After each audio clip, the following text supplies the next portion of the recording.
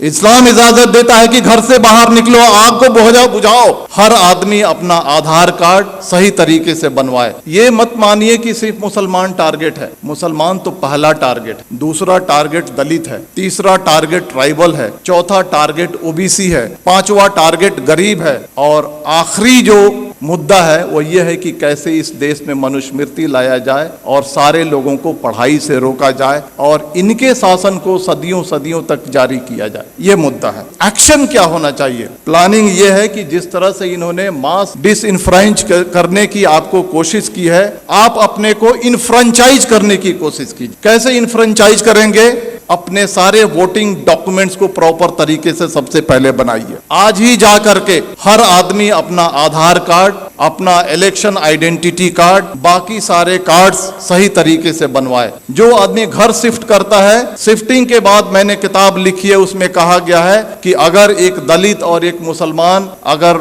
अपने घर को शिफ्ट करता है तो उसके नाम को डिलीट कर दिया जाता है। आप जहां पर जाते हैं नए तरीके से अपने नाम को ऐड कीजिए। आपके मेल को फीमेल लिखा जाता है, आपके फोटो को चेंज कर दिया जाता है। बीजेपी के लोग फॉर्म नंबर 7 के थ्रू आपके वोटर आइडेंटिटी कार्ड को चैलेंज करते हैं। बिना इंक्वायरी के इलेक्शन कमीशन आपके वोटर आइडेंटिटी कार्ड को खत्म कर देता है। आप सजग नहीं है। सबसे पहले आप सजग होइए, सबसे पहले अपने कार्ड्स बनाइए। कार्ड्स बनाने के बाद जो वोटर लिस्ट है उसको उठाइए और देखिए कि महमूद आलम अगर लिखा हुआ है तो उसका स्पेलिंग सही है क्या, हम मेल हैं तो मेल है क्या, फीमेल हैं तो फीमेल है क्या, हमारा फोटोग्राफ है क्या। इन सारी चीजों को इंश्योर कीजिए और इंश्योर करने के बाद आप यूनाइट होइए। और यूनाइट होने के बाद जिस तरह से इलेक्टोरिकली ये सरकार आपके सर पे बैठी है, उसी तरह से इलेक्टोरिकली इस सरकार को उठा के फेंक दीजिए। जिन लोगों ने कहा था माइनॉरिटीज, मुस्लिम्स, क्रिश्चियन, सिख, बौद्ध, जैन,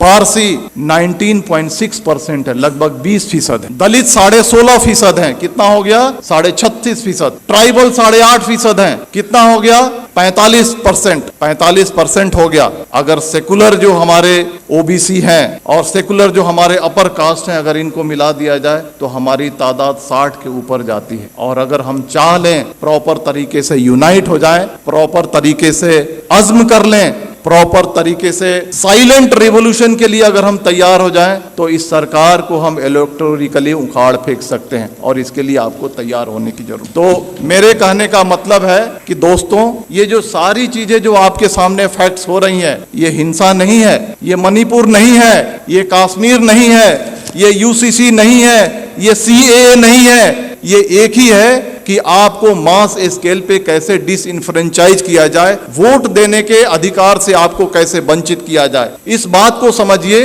अपने वोटिंग राइट्स को समझिए। आपकी इस देश में कदर व कीमत क्यों है?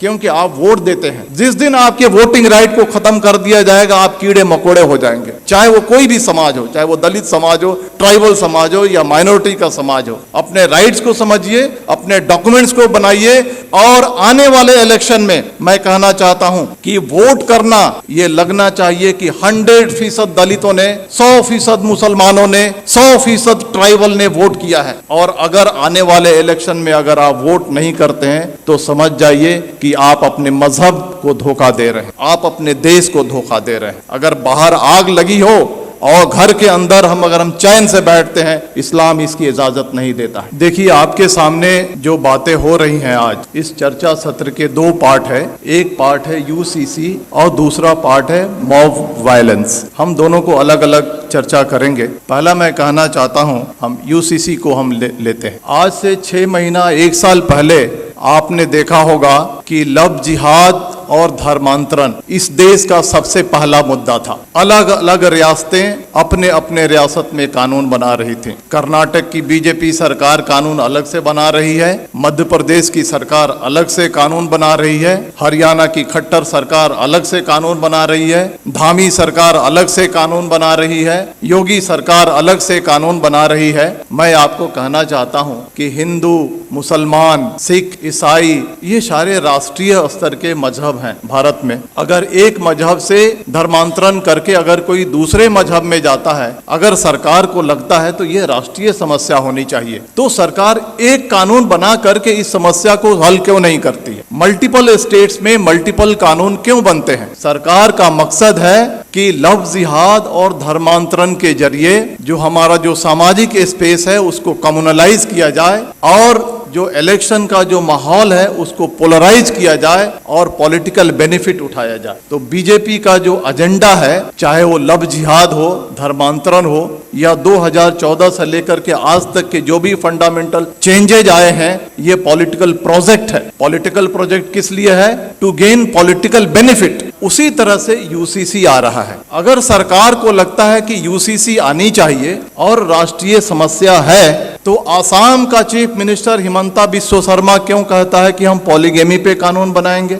धामी सरकार उत्तराखंड का क्यों कहता है हम यूसीसी पे ड्राफ्ट लेकर के आएंगे? आप देखिएगा मेरी बात, यू मार्क माई वर्ड, कुछ दिन के बाद योगी सरकार अलग ड्राफ्ट लेकर के आएगी, कुछ दिन के बाद मध्य प्रदेश की शिवराज सरकार अलग ड्राफ्ट लेकर के आएगी। और इसका मकसद है कि ये उनका पॉलिटिकल प्रोजेक्ट है। और पॉलिटिकल प्रोजेक्ट किस लिए है? समाज को पोलराइज करने के लिए। अब सवाल उठता है कि इसका मकसद समाज को पोलराइज करने के लिए है, तो हमें क्या करना चाहिए? जहां तक यूसीसी का सवाल है, बड़े बड़े वक्ता, बड़े बड़े दानिश्वर कहते हैं सबसे ज्यादा जो नुकसान होगा वो क्रिश्चियंस को होगा, सिख को होगा, ट्राइबल्स को होगा, दलित को होगा। हमारी जिम्मेदारी है, सरकार देखिए 2014 से लेकर के आज तक जो चाहती है वो करते आई है। अगर वो चाहेगी कि यूसीसी लाएं तो हम रोक नहीं सकते हैं, लेकिन हम जो कॉन्स्टिट्यूएंट्स जो उनको वोट करते हैं उनको ये एजुकेट कम से कम कर सकते हैं कि ये जो है आपको बर्बाद करने के लिए लाया जा रहा है। इसके कॉन्स्टिट्यूएंट्स कौन है? ट्राइबल्स हैं, दलित हैं, मुस्लिम्स हैं, अदर माइनॉरिटीज हैं। इन सब को हमको एजुकेट करना है कि आपके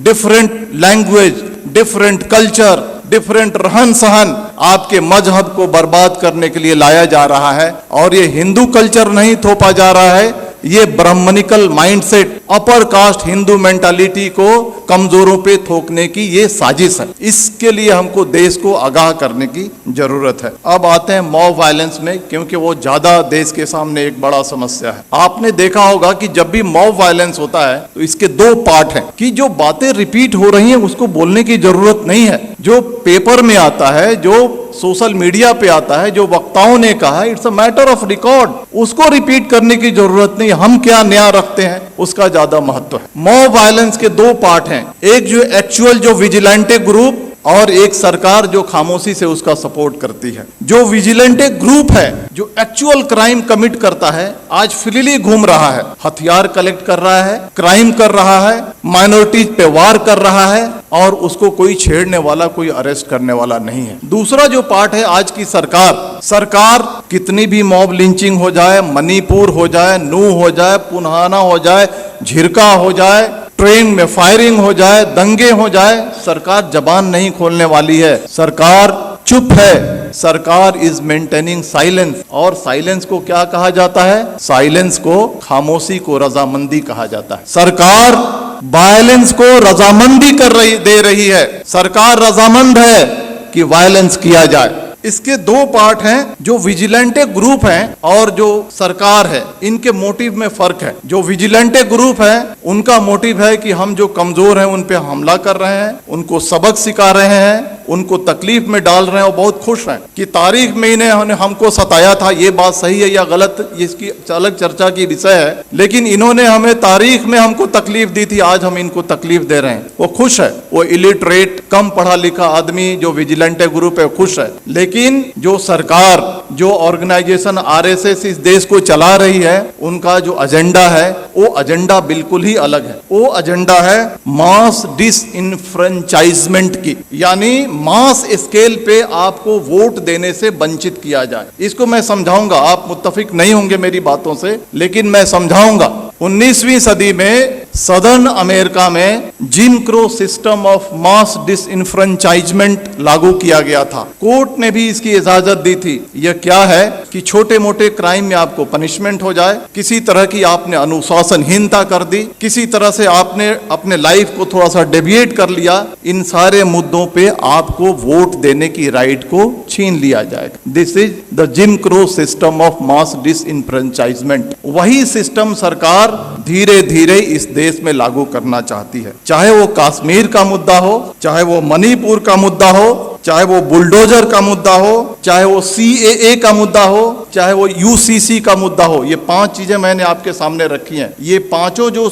मुद्दे हैं, These are basically hidden agenda of mass disenfranchisement। कैसे कश्मीर से 370 हटाया गया, मोटिव ये है, उद्देश्य ये है कि वहां के पॉपुलेशन को ऑल्टर किया जाए, डेमोग्राफी को ऑल्टर किया जाए। जो मुसलमान चीफ मिनिस्टर बनता है उसको हटा करके अपर कास्ट बनिया या ब्राह्मण या राजपूत वहां पे चीफ मिनिस्टर बैठाया जाए। मणिपुर का जो मामला है, मणिपुर के मामले को हद से ज्यादा तूल इसलिए दिया जा रहा है, सरकार खामोश है, कि वहां के डेमोग्राफी को चेंज किया जाए और वहां के जो लोग हैं जो वोट करते हैं उनको रोका जाए और बीजेपी के रास्ते को साफ किया जाए। बुलडोजर जो चलाया जाता है, बुलडोजर चलाने के बाद आपका घर खत्म हो जाता है, आपकी पहचान खत्म हो जाती है, आप अपना वोटर ID कार्ड नहीं बना सकते हैं, आप बहुत सारी चीजों से वंचित हो जाते हैं। आप ये जो बुलडोजर चलाया जा रहा है, it's a part of disenfranchisement. CAA जो आया था, आपने देखा ना कि NRC करेंगे, फिर CAA को लागू करेंगे,